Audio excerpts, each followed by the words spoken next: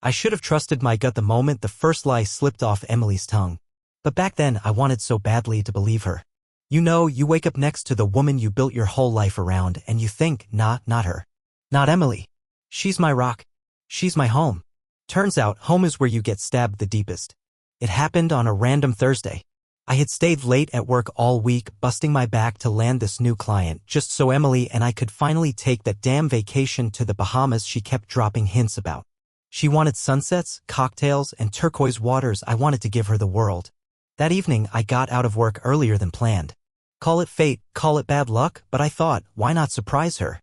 Maybe grab some takeout, a bottle of her favorite red wine, you know, those little gestures that make a marriage feel alive. I parked the car in the driveway and noticed a second pair of shoes at the door. Men's sneakers. Not mine. My stomach nodded instantly, but I told myself it could be anything. Maybe her brother popped by. Maybe it was the delivery guy, no, too clean for that. These were running shoes, nearly brand new. My heart was already sprinting ahead of my thoughts. I stepped inside as quietly as I could. The house smelled like her perfume, too strong, like she had bathed in it. I heard music from upstairs, her mood playlist, the one she usually reserved for, well, let's just say, not regular evenings. Every step up the staircase felt like I was walking into a furnace. My ears were ringing, my breath stuck in my chest. Then I heard it. Low, breathy noises. Two voices. Hers, unmistakably hers, and a man's voice, deep and confident. Cocky. I pushed open the bedroom door, and there she was. Emily, my wife of 8 years, tangled up with a man I didn't recognize. His hands were all over her, her face twisted in the smug, almost victorious expression, like she knew I'd be standing there. Like she wanted me to see it. She didn't even flinch. Not a gasp, not a shred of guilt. Instead, she shot me this ice-cold smirk like I was the intruder in my own life. Oh, hey, Michael, she said casually, like I just walked in on her folding laundry, not this betrayal. The guy, let's call him Brad, because he looked like every arrogant Brad you've ever met, didn't bother covering up either. He just stared at me with this blank, fearless look like he owned the place now. In that moment, my whole world didn't just crack, it detonated. I wanted to roar, to smash something, to grab him by the throat, but I stood frozen like my body couldn't process the disaster my eyes were feeding it. I managed to choke out, Emily, what the hell is this? Her response? Sharp as a knife and twice as cruel. It's called freedom, Michael. Maybe if you weren't so boring, you'd understand. Her words punched harder than any fist. She wasn't sorry. Not one damn bit. She was proud of it. Proud of herself. Like this was her grand rebellion against the life we built together. And here's the real kicker, the worst part of it all. I saw her phone buzzing on the nightstand. The name flashing on the screen, Jessica. Her best friend. The one who always whispered in her ear that she deserved more excitement, who always gave me these sly looks at parties like she knew something I didn't. That's when it hit me, this wasn't spontaneous. This wasn't heat of the moment. This was planned. Orchestrated like some sick game. And I was the fool in the front row clapping for the show. I couldn't move. It felt like my shoes were glued to the floor, like my body had become part of the wreckage. Emily didn't bother to look away, didn't cover herself up, didn't even pretend. She stretched lazily like a cat after a nap, and her smile, damn that smile, was dripping with poison. You look surprised, Michael, she said, pulling the sheet around her shoulders in mock modesty, but her eyes were daring me to explode. Don't act like you didn't see this coming. The audacity. The sheer, disgusting arrogance of it left me breathless. My mind scrambled through months of memories, searching for clues I must have missed, blindfolded by trust. The late nights out with Jessica, the sudden coldness in her texts, the fake girls-only trips. It all rushed at me like a tidal wave, and I was drowning in it. Brad, or whatever his real name was, swung his legs off the bed like he owned my home. He didn't say a word, just sat there, grinning like the devil's apprentice, confident that Emily had his back. And damn it, she did. You're insane, I finally spat out, my voice raw and shaking. You've lost your damn mind, Emily. She laughed. Laughed. As if I was the joke in this whole mess. No, Michael. For the first time I actually feel sane, she shot back, her voice razor sharp. Jessica told me I deserved better than a man who lives like he's already dead inside. My hands were fists at my sides. Every muscle in my body screamed to wipe that smug look off her face, but I held back. I wouldn't give her the satisfaction of seeing me snap. Not yet. You've been planning this? My voice was low, dangerous, as if speaking any louder would shatter what little control I had left. Emily tilted her head, pretending to think it over like it was a casual decision about dinner plans. Not just me. Jess helped. She opened my eyes. Told me I was wasting my best years with a man who thinks loyalty is enough to keep a woman satisfied. There it was. The ugly truth served cold, straight from her lips. Jessica had been in her ear like a serpent, dripping poison until Emily believed it tasted like honey. Brad finally spoke, his voice as slimy as his presence.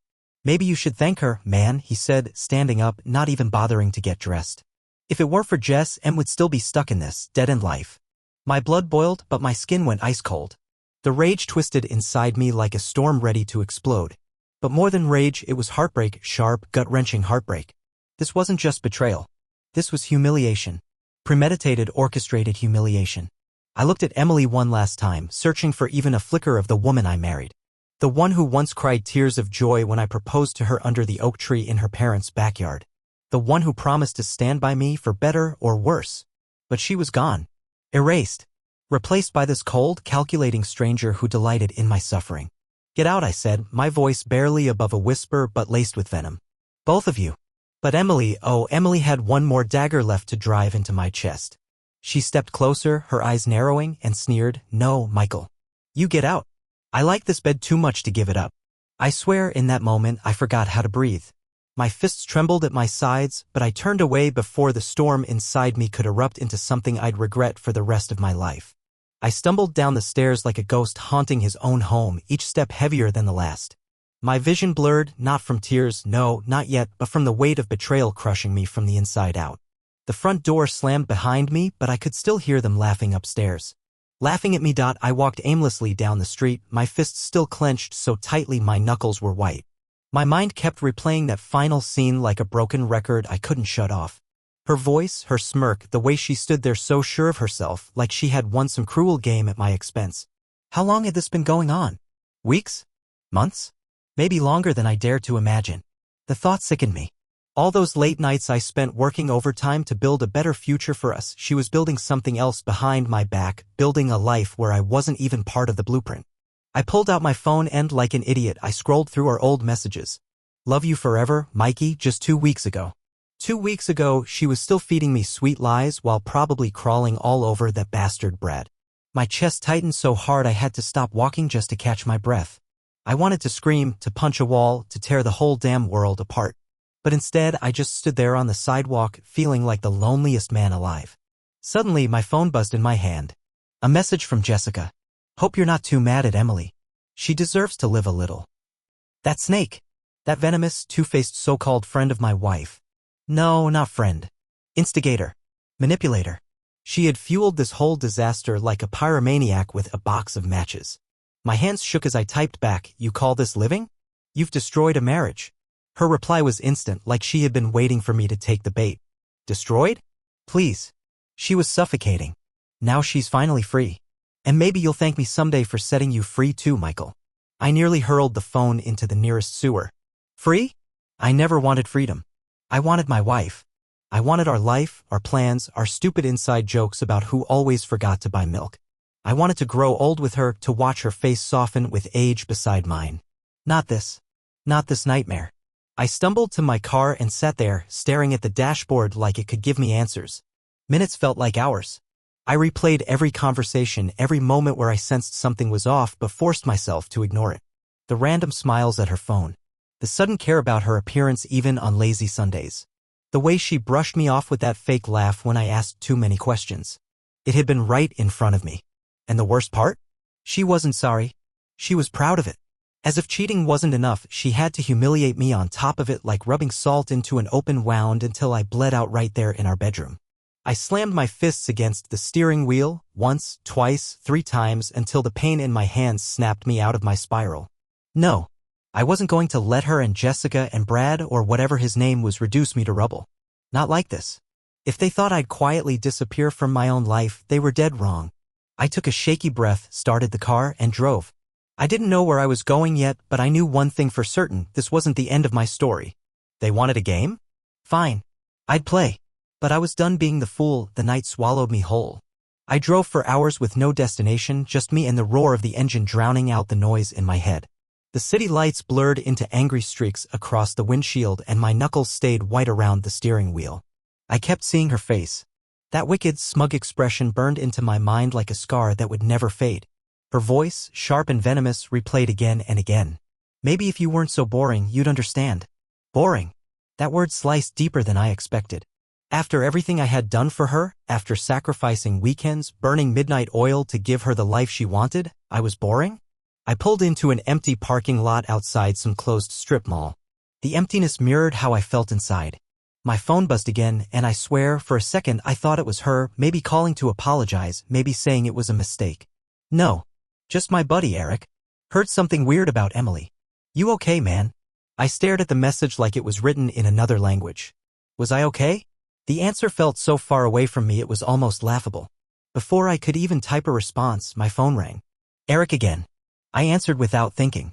Mike, listen, he said, his voice tight, worried. Man, I saw Emily tonight. Yeah, I croaked, my throat raw. I know. No, Mike, listen to me, she wasn't just with that guy Brad. Jessica was there too. They were all over each other. Like it was some sick party. My breath caught. My heart slammed against my ribs. It was worse than I thought. Not only had Emily stabbed me in the back, but she dragged her so-called best friend into this disaster, making it a full-blown betrayal circus. Eric kept talking, his words a blur, but one thing stood out like a neon sign in the darkness. She told people it was your idea, man. She's telling everyone you agreed to an open marriage. I felt like I'd been hit by a freight train. My fists clenched so hard my nails dug into my palms. My own wife was out there rewriting history, painting me as the fool who handed her the dagger. She's lying, I managed to choke out. Of course she is. Eric snapped. You think I believe that crap? But people are talking, Mike. Fast. I ended the call and let the phone fall to the passenger seat. I couldn't take it anymore. It wasn't enough that she betrayed me in private. No, Emily had to drag my name through the mud, twist the knife in public, turn me into some pathetic joke at their little gatherings. My pulse pounded in my ears as I stared into the dark void outside the windshield. She wanted a war? She just declared it. I gritted my teeth, my mind racing faster than my car ever could. No more begging for answers. No more drowning in pain while they celebrated my downfall. If Emily wanted to burn it all to the ground, I'd make damn sure she burned with it. For the first time that night, a strange clarity washed over me. The fog of betrayal began to lift, and in its place, a dangerous, sharp focus settled in. I started the engine. If she thought this was over, she hadn't seen anything yet. I didn't go home that night. Home didn't exist anymore. Not after what I saw. Not after what I heard from Eric. That place was just walls and a roof now, nothing more. I drove around like a man possessed, my mind boiling, my thoughts poisoned by every memory of her, of us, that she had spat on with her lies. The audacity of her. Telling people it was my idea? Twisting the truth until it snapped under the weight of her arrogance. She wasn't just a liar. She was a destroyer. She wanted to ruin me completely, grind my dignity into dust while parading her freedom like a trophy. I gripped the wheel tighter and thought about all the years I gave her. Every stupid little thing I did to make her happy. I even remembered the time I stood in the rain for 2 hours waiting to buy her that limited edition necklace she just had to have. And for what? So she could giggle in my face while draping herself over some loser named Brad? My stomach churned with disgust. I ended up outside Jessica's apartment as if my rage had a built-in GPS leading me straight to the source of this sickness. Her place was dark, no sign of life inside. Coward. Probably hiding after lighting the match that set fire to my marriage. I stayed in the car, gripping my phone like it was the only thing keeping me anchored to reality. My hands were shaking, adrenaline still pumping through my veins. I opened Emily's chat. The last message from her stared back at me like a slap. Don't wait up tonight. My jaw clenched so hard it ached. I started typing furiously, not caring anymore about dignity, pride, or how pathetic it might seem. You think this is a game, Emily? You think you can just destroy everything and walk away smiling? 3 dots appeared. She was typing. Good. Let her try to explain. Let her try to spin her filthy little narrative one more time. Her reply came fast. Grow up, Michael. You always took life way too seriously. Brad knows how to have fun. Maybe you should try it sometime. Mockery. Pure, unfiltered mockery. My blood turned to ice. She wasn't just done with me, she enjoyed every second of my suffering. I stared at her message until the screen blurred from the heat behind my eyes. Then, without thinking, I hit call. My heart pounded in my ears as it rang once, twice, 3 times. She picked up, but she didn't say hello. All I heard was laughter. Not hers alone, Brad's too. Loud, careless, cruel laughter echoing in my ear like nails on a chalkboard. Then, her voice, dripping with venom. Michael, she purred, if you're calling to beg me to come home, don't bother. I like my new arrangement too much. I didn't answer. I couldn't. Rage had stolen my words. Honestly, she went on, her tone playful, Jessica was right. I should have done this years ago. You were just a deadweight, Michael. And guess what? Brad isn't boring like you. She hung up before I could say a word. I sat there in the silence that followed, my breath shallow, my hands trembling. She was gone. Not just physically, but in every way that mattered. The woman I loved was dead, replaced by this heartless creature who took pleasure in tearing me apart. But I wasn't going to let her have the final word. Not her, not Jessica, not Brad. No. They thought they'd broken me, thought I'd crawl away into the shadows and disappear. They were wrong. I was just getting started. I didn't sleep. Sleep was a luxury for men who weren't watching their whole life collapse like a sandcastle under a brutal tide. My eyes stayed wide open, bloodshot, locked on the ceiling of my car as the hours bled into morning. The sun rose without my permission, mocking me, lighting up a world I didn't recognize anymore. The same world where my wife had thrown me into the gutter and stepped over me with that smug little smirk, arm in arm with a man who didn't even know how to spell commitment. But something had shifted inside me overnight. The pain was still there, sharp as glass in my chest, but beneath it, a dark fire was burning. I wasn't going to be her victim anymore. No, if she thought she could humiliate me, if she thought she could smear my name, make me the villain of her twisted story, she had another thing coming. I drove home, but not like a man returning to a house, like a soldier coming back to the battlefield. The second I stepped inside, the air felt poisoned, heavy with memories of her scent, her laughter, her lies. I didn't even pause at the door. I marched straight to the bedroom, yanked open the drawers, and started tearing through everything. Letters, receipts, little notes she left me over the years. All of it into a box. My hands shook, but my mind was clear. That's when I found it. Buried at the back of her closet. A second phone. Not her main one, no, this was something different. Sleek, hidden, used for things she didn't want me to see. My pulse thundered in my ears as I turned it on. Messages flooded the screen like vomit pouring out of a rotten mouth. Threads between her and Brad, between her and Jessica. Plans. Giddy little exchanges, laughing at me behind my back. Brad is coming over at 7, make sure Mikey is busy. You really think he suspects anything? Please. He's too stupid. I fake headaches and he runs to the garage like a trained puppy. I gritted my teeth so hard my jaw ached. My hands were trembling so violently I could barely hold the phone, but I read every filthy word. Every disgusting, arrogant, triumphant word. And then there was the worst of it. A video. They had filmed themselves. Like a trophy. Like they wanted to relive their conquest whenever they pleased. I didn't press play. I didn't need to. I saw enough. I drove until the city disappeared behind me, until the roads emptied and the buildings gave way to endless stretches of asphalt and lonely trees. My thoughts spun like a hurricane inside my skull, but somewhere in that storm, I felt something new creeping in. Relief. It was twisted, sure, but it was there. Like I'd finally dropped a weight I didn't realize had been chained around my neck for years. Emily had been a slow poison in my life. And Jessica? She was the dealer feeding her venom day after day. And Brad just a worthless pawn, a pathetic, grinning shadow clinging to whatever scraps Emily threw his way. They deserved each other. Rotten souls, tangled in their own filth. My phone buzzed again, lighting up like a flare in the dark. It was her. Of course it was her. No apology. No regret. Just cold, brutal arrogance poured into text. What did you do, Michael? My parents are furious. You think you can scare me? I could almost see her face twisting with rage, lips curled, eyes sharp as blades. She wasn't used to losing control. Jessica had probably taught her how to manipulate, how to twist every situation to her advantage. But now? Now she was stumbling. Panicking. Good. Enjoy the show, I replied. My fingers didn't hesitate. More's coming. I didn't need threats. Facts were enough. Truth was my weapon now. The next move was clear.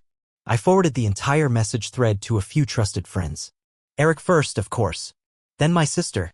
Then, and this was the best part, Brad's actual girlfriend, who I found in her message history. Yes.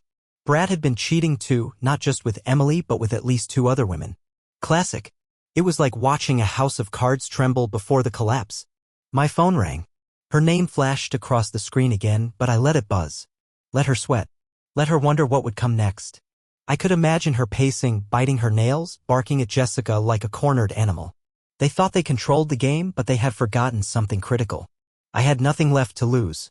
And a man with nothing left to lose is the most dangerous kind of man there is. I stopped the car on the side of the empty road, killed the engine, and let silence wrap around me like a cloak. My heart still thundered in my chest, but I felt steady. Focused. For the first time in weeks, I could see clearly. She wanted power?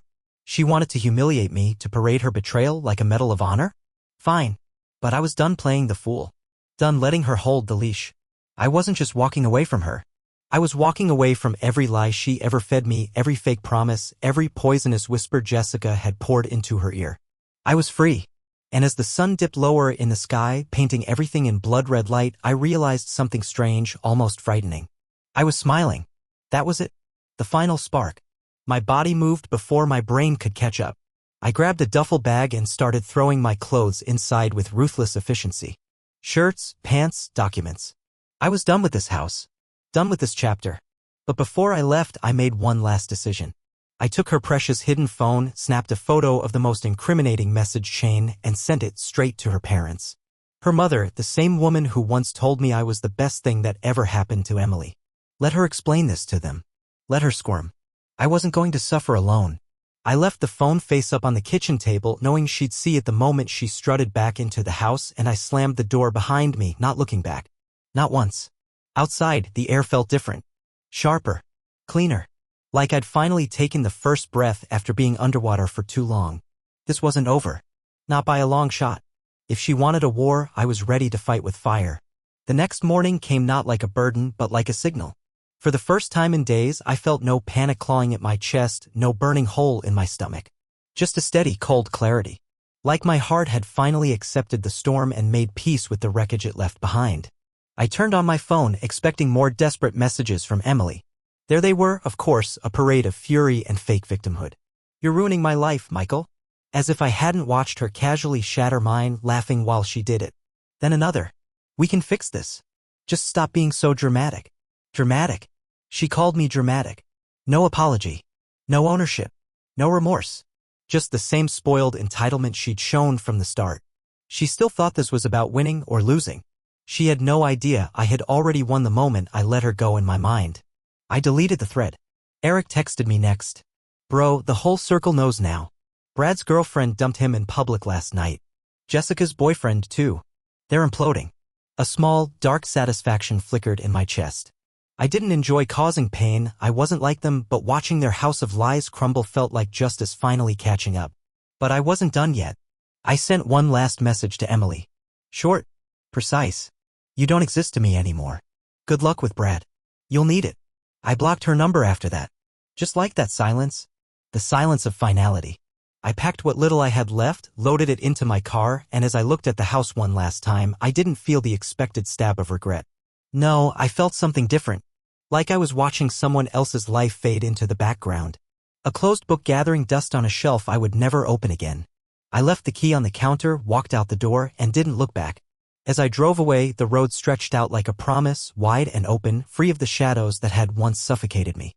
I thought about everything I had been through, every lie she told, every cruel laugh with Jessica, every betrayal that cut deeper than the last. And yet, through all of it, I had survived. More than that, I had emerged sharper. Stronger. The truth is, she set me free the moment she thought she was chaining me to her games. She thought she could break me, but all she did was burn down a prison I didn't even know I was trapped inside. If you're reading this and you ever feel the creeping doubt in your gut, that gnawing suspicion that something isn't right, listen to it.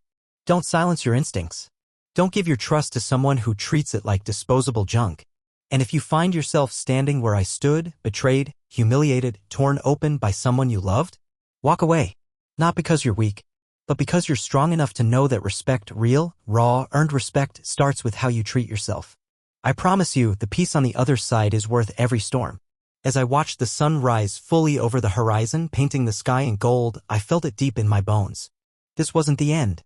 This was the beginning.